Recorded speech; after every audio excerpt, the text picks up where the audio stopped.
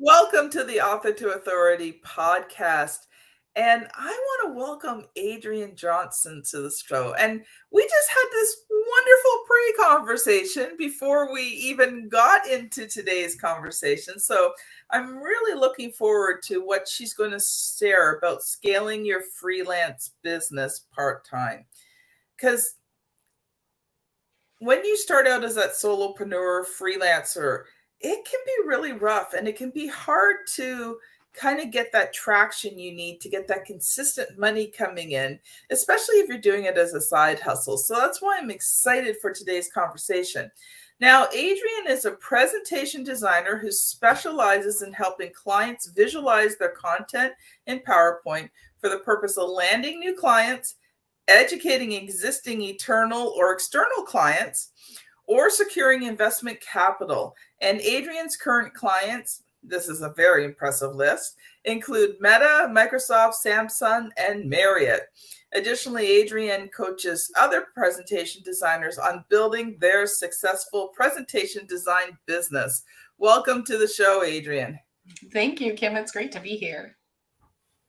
So, Adrienne, you're new to the podcast, so I'd love for you to take about 5 to 7 minutes and just share your story with us. That's a very interesting bio we just read, and I'd love to hear how you got to do all that amazing stuff.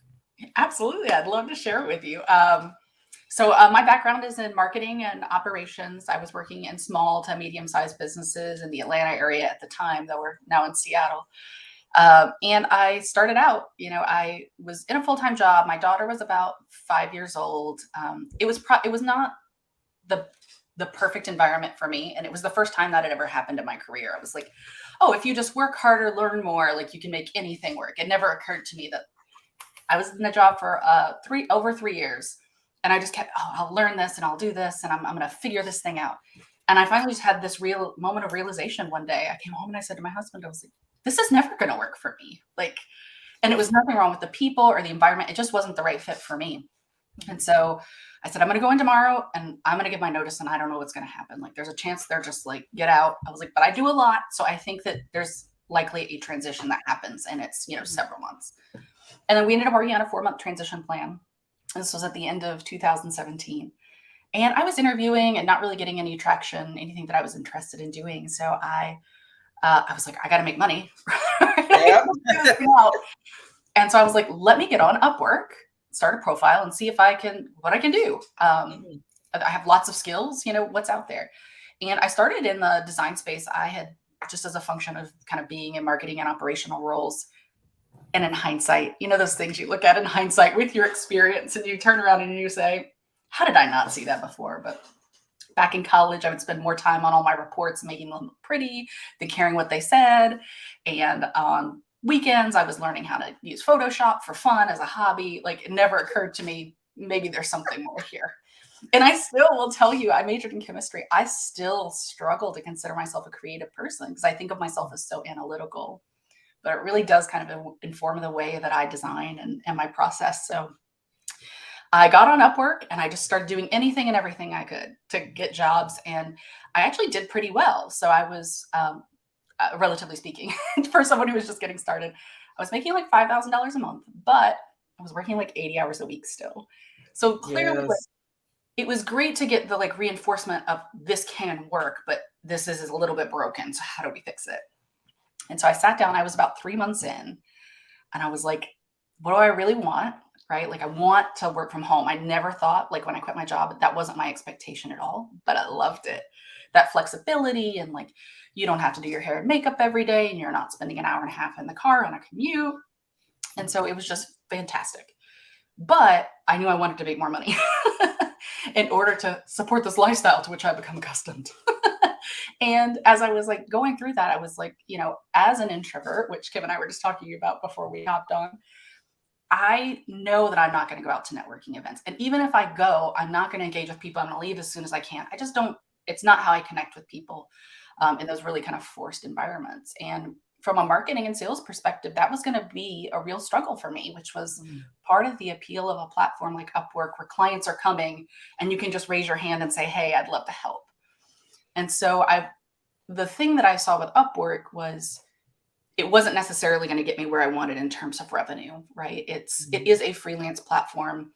I wasn't really able to convey as much authority as I wanted on that platform. And there were little tweaks, like when I would send a submission to somebody, I would always redirect them to my website so that they could see that I'm like a real existing presence that exists outside of Upwork to hopefully kind of convey that.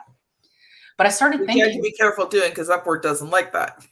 they don't like that. I will say, like, I never got into any trouble for it. And I never took clients from the platform, if that makes sense. Like I wasn't, oh, contact me here instead of Upwork or anything questionable like that. But it was just, here's my portfolio, but it existed on my site. But yes, you definitely do have to be careful about that.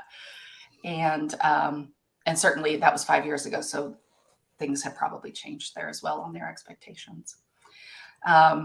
But I said, I am an introvert. And so how am I going to attract these clients in a way that's going to work for me? Because if networking and social media are the ways to go about it, I'm not going to have a job. And I started looking, I actually went and I searched presentation design in Google, and I got to a page of results. And I said, these must be the cream of the crop in presentation design. And that was my expectation, right? That Google knew exactly who the best presentation designers were. Bless my naive heart. No, it's those people knew how to set up their website in order to rank. And some of them weren't even presentation design pages once you start like digging into them. It was people who just coded their site to rank. So it was like not competitive at all. And so I said, okay, I took a course on how to optimize my website, get some backlinks. That was April of 2018. And by July, I'd started getting leads to my site. And I will say I was specifically targeting low volume because it's just me. I'm not running a whole agency. Low volume, low difficulty keywords. So to rank in 3 months was because I targeted that specific area. That's not something you're likely to do in most cases. But within 3 months, I was ranking and starting to get clients.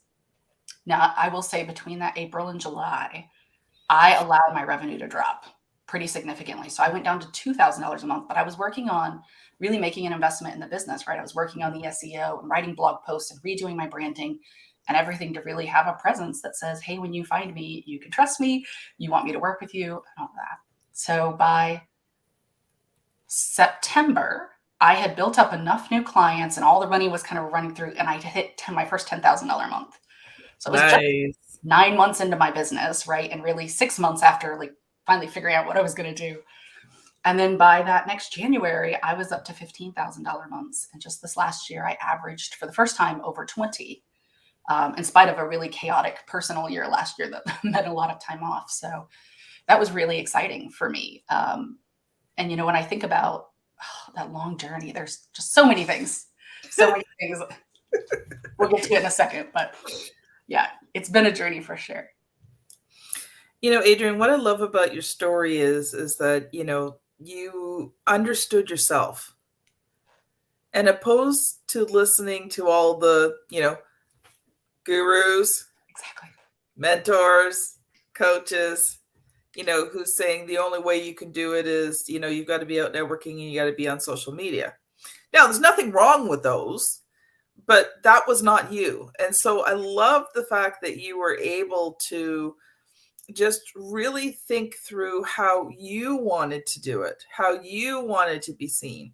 And then you found a way to present yourself in a way that was attractive, but you didn't have to be doing those networking meetings and you didn't have to be, on social media all the time. So kudos for you. I love it. Thank you. Yeah, I will say I think just the biggest thing was, how do you make a business that's going to work for you? What your strengths are, what your limitations are. How do you fill all those gaps to really excel in spite of not wanting to do maybe the more conventional things that people say to do? Yeah. Yeah. And what I really liked about your story was that, you, instead of trying to tackle Google from the big end, you tackled it from the small end. You found that, that low traffic, but low competition keywords. Yeah. And I think sometimes, we go into it and we're trying to get the big ones and it's not where we're at. Even on Amazon, like if I'm competing on Amazon, I'm competing in the small keywords. Yeah. They don't get as many searches, but if you got a lot less competition, a lot less searches doesn't matter because you've got business coming in. It's the right business is the way I look at it.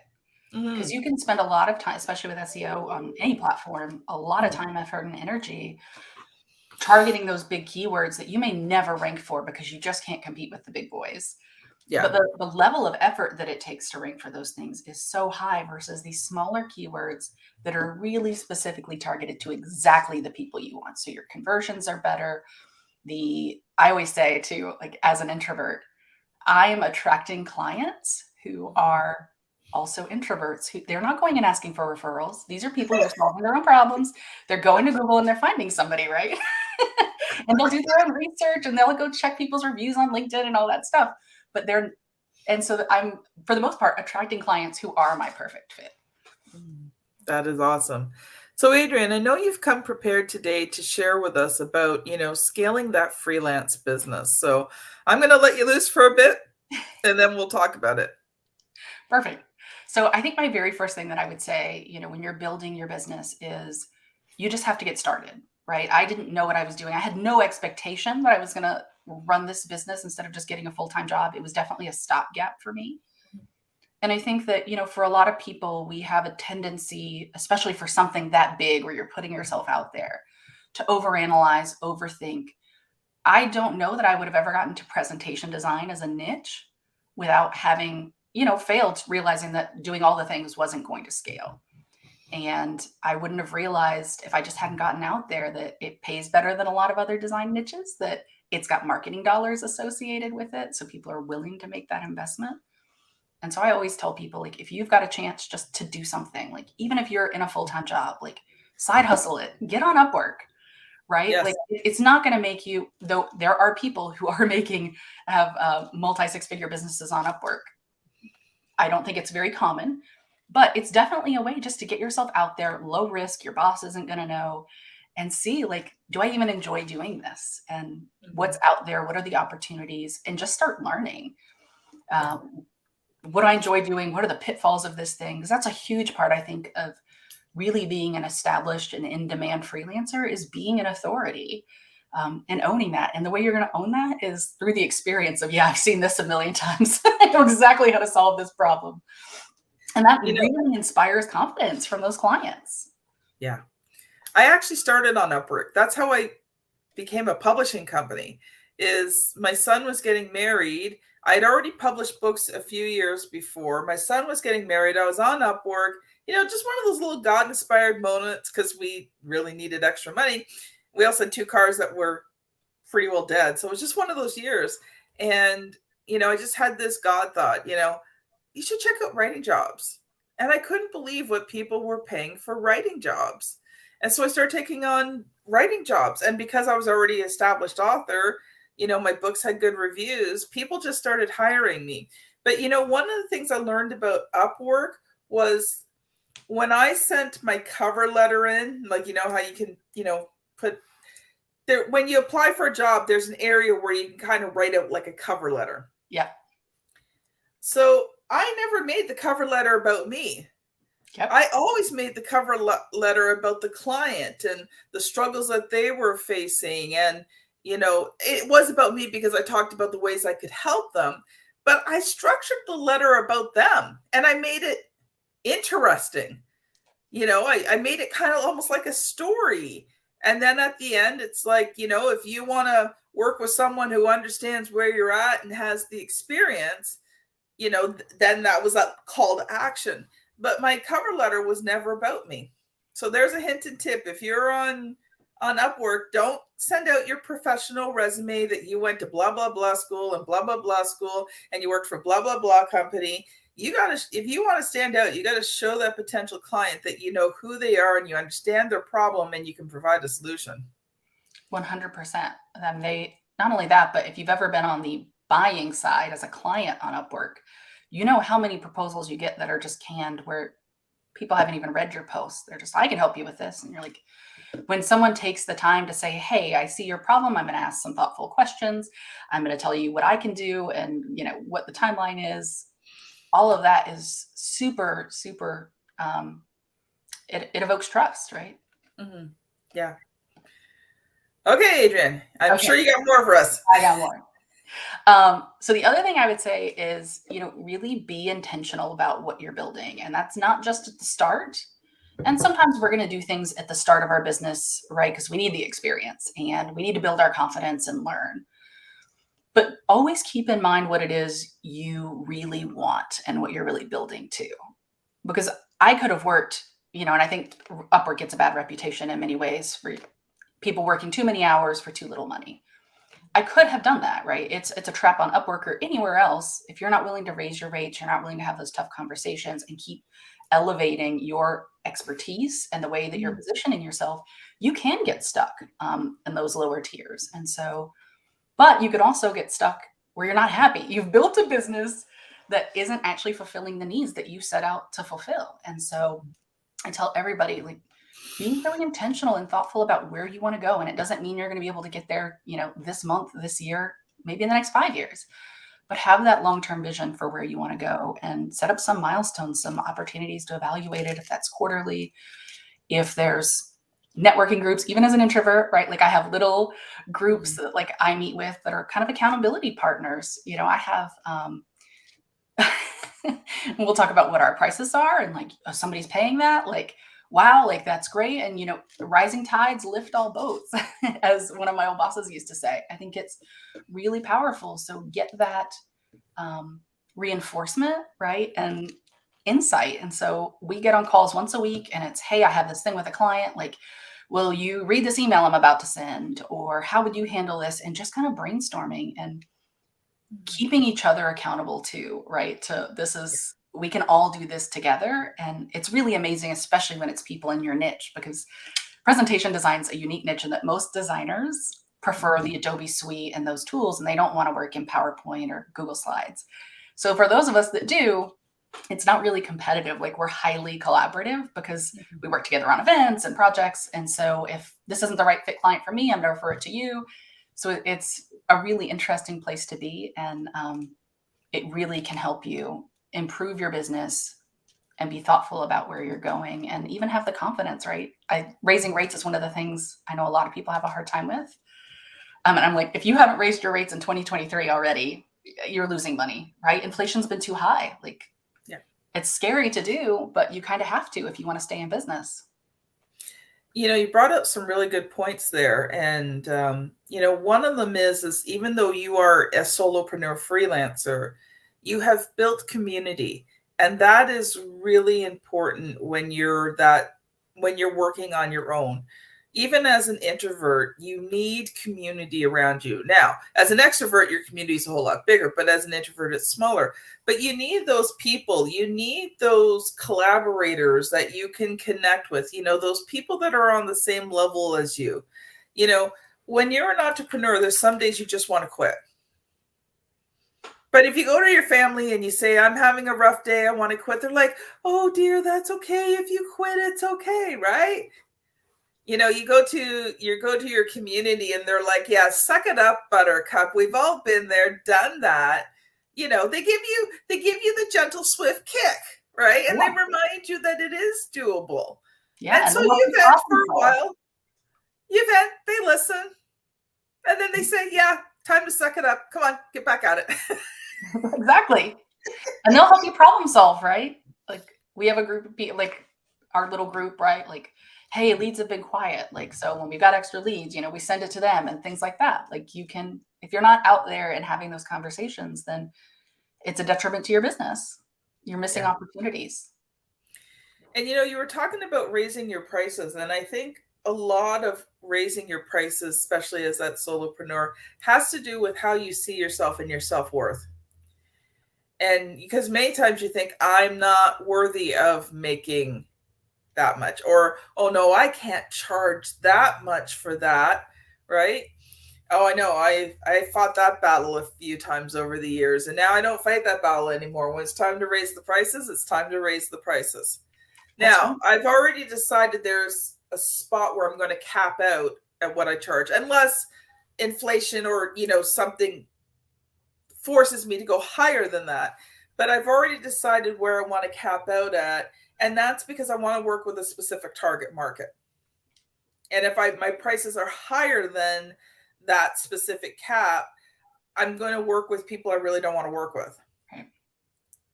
But I haven't hit that cap yet, and I'm working up to it. There you go. And there's So that what else do we strategy have? piece, right? Like, Yeah. it's got to be who you want to work with, and where does all that fit, and how does it all play together? Yeah. You know, at first it was hard. Like even raising my prices $500 was like, you know, for writing a book. And now it's like, it's usually several thousand when I raise it. But I had to, one of the things someone said to me was that raise it as much as you're comfortable at another 3%. I like that. And so that's what I started doing in the beginning until I got comfortable with raising my prices. You know, after a while, it just wasn't an issue anymore. But, you know, raise it what you're comfortable and then challenge yourself a little bit. Absolutely. That's all fantastic. Right. What else have you got for us, Adrienne? I think that the other thing to do is to find, you know, not to feel like because what all the gurus are saying, right? This conventional wisdom and thoughts, and that may work for a lot of people. But don't let that limit you, right? Try to find other people who are doing things other different ways if that's not appealing to you. I can't tell you how many times I've gone on TikTok and tried. I really do try, but it's hard every time. And so the second something comes up, it's a busy week, or I just stop, right? Because it's not something I want to do. And so really trying to just do the research, get out there and see kind of what you're seeing in your niche, how people are getting clients, and how they're networking. And again, like you wouldn't think about it, but peer groups are a great way to get referrals. Like, especially if everyone's really good about saying, this is my target client, this is my target client, you can refer them across ways to the right person for them, whether that's on a price perspective, a creative perspective, just a personality perspective. That's important in business. And so, you know, I just can't imagine if I hadn't found SEO. I mean, it was a game changer for my business, right? I could be really selective about who I worked with. I met all kinds of big name clients that I would not have otherwise met, who just found me. And I was able because even big name companies use Google. They do. And it's interesting too. I mean, a lot of people think, oh, you're like contracted at the corporate level. For the most part, like I'm on sub teams in all of those companies, right? Where it's somebody's chief of staff was like, we got to deal with this. And they go and they onboard you into a contract and you're working with them. And then you get an introduction to another team because somebody saw that deck and they're like, oh, that was great. How did you guys do that? And so you get these referrals and you kind of branch out over the years. And then another interesting thing is, you know, once you have those relationships and they're the right people, those people will get new jobs. They'll go to different companies and they'll call you up over there too. And so I was looking this year, my average of my top 10 clients, my average relationship out of a 5-year business is 3.5 years. Because even those clients who have moved have just said, hey, come over here. And so you're not losing that revenue because they've gone someplace else. Yeah. Yeah. Because I'm a publishing company, it's a little bit different. But, you know, a very high percentage of my clients stay with me and they will not go with anybody else to do their books because they know that I'm the right person. I've proved that, you know, I'm the person that they need and I care about them. Right. Yeah. It's not just a job. They all become like extended family, man. I got so much family right now. It's amazing though, isn't it? Those relationships. And I had a client at one point, they were asking me to do some work that was really outside of presentation design. And I said, I need to understand it's going to take me too long. It's probably not going to be as good as you need it to be. And here's my rate for it, which isn't cheaper. And she said, we trust you. We trust that you'll figure it out, get it done. And she's like, what it would cost us to go try and find somebody else and potentially miss our deadline on this is too much. There's no price tag we can put on that. And I think a lot of clients feel that way, right? Like there is the sense of trust. And I always say, you know, part of the rates that they're paying is for that trust and just like that ease that comes with, I can send this to somebody and know they got it. It's off my plate. I don't have to worry about it. They'll get it back to me on time because you've built that relationship. And that's really huge. And those ongoing relationships for me are still, they were something like 65% of my business last year. It wasn't insignificant, those ongoing long-term relationships. Yeah. And those are just the big ones. That's not even all the littler ones. Well, the thing is that, you know, I don't want to use the word stats, but it's commonly known that it's a lot easier to get more business from existing customers than it is to try and get new customers. Yeah. So we've got a couple of minutes left, Adrienne. Do you have one more quick point for us? I think my last thing would be just to get started. And I know it's really just maybe reiterating what I've already said, but just try, right? Put yourself out there. And there are ways to do it and be kind of subtle. So if you are in a full-time job, but if that's your dream, don't overthink it. Just go get started and see how it all comes together. Because every entrepreneur you hear from, their story, that's how their stories evolve. I started out doing one thing, or I thought it was going to be this, and it morphed into that. And it's really just the experience and learning. Awesome. So Adrienne, if people have enjoyed this conversation and they want to connect with you, how can they find you? You can find me at designingandthriving.com. And I've got links to all my resources there and all my social profiles. So it's one nice, easy place to go. Again, I'm an introvert. So I'm not as great at social media, but if you send me an email, I always reply. And so I just love connecting with people. I realized that the other day, I was like, I will network with somebody over email all day long. Like, oh, I'm on your email list and I'll reply and we can go back and forth. But going to social media, I have some trepidation about that. Well, thank you so much. This has been Kim Thompson-Pinder and Adrienne Johnston on the Author to Authority podcast. Thank you so much for listening, and we'll see you on the very next episode. Bye now.